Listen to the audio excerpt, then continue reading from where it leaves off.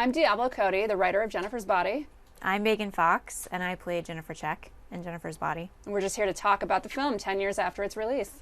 Why don't you just come by my place? Well, this is random. This isn't really your house, is it? We can play mommy and daddy.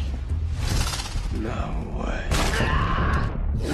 Something that people actually do ask me about a lot, and I don't ever have the answers for, is like the inception of this project. So I have a specific question of my own, but just in general for you, how did it start and how did I get involved in this movie? And Amanda and everyone else. Well, okay, so I specifically, my entire life had dreamed of writing a horror movie. I'm a huge horror fan.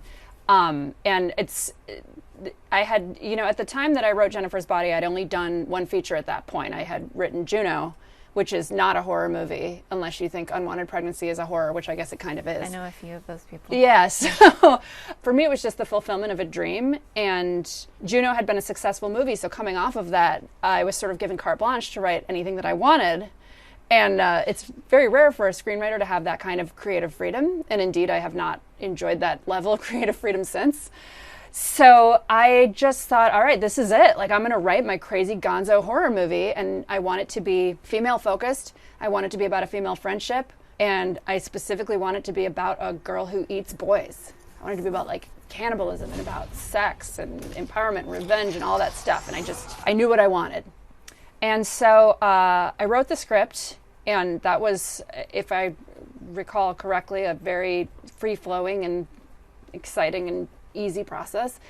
And I think I was aware of how bizarre it was. Like, right off the bat, I was like, this is not a super commercial movie. Mm-hmm. But I was lucky enough to get Karin Kusama attached to direct, and then the big question became, who's going to play Jennifer?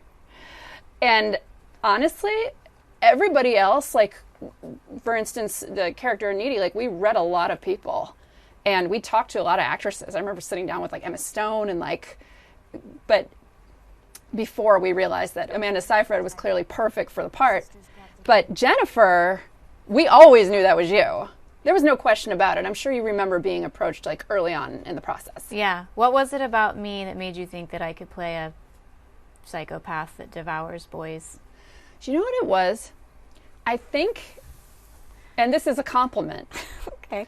You have mystique, which not a lot of, particularly now in this era of social media and people being completely accessible, it's rare.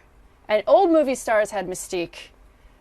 It was hard to imagine, for instance, you know what, I'm not going to name names. I will just say many of the actresses in your cohort, I could not imagine playing Jennifer because they did not have this sort of self-possessed Ava Gardner type quality that you have. And we just knew.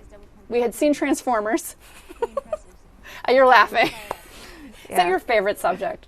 Oh, I don't mind. I actually don't mind talking about it anymore. I've come full circle I'm with the same that. way with stuff. Yeah, I've been on a total journey with that, and have made it back to a place where nothing that I've experienced is a bad thing. It was always something that grew me in the right direction to where I am now. So I don't hate. Do you hate talking about something because people associate it with you so much they're like, oh, I'm tired of talking about it, or because you had a bad experience? Well, I have to say there was an era I make it sound like it was 100 years.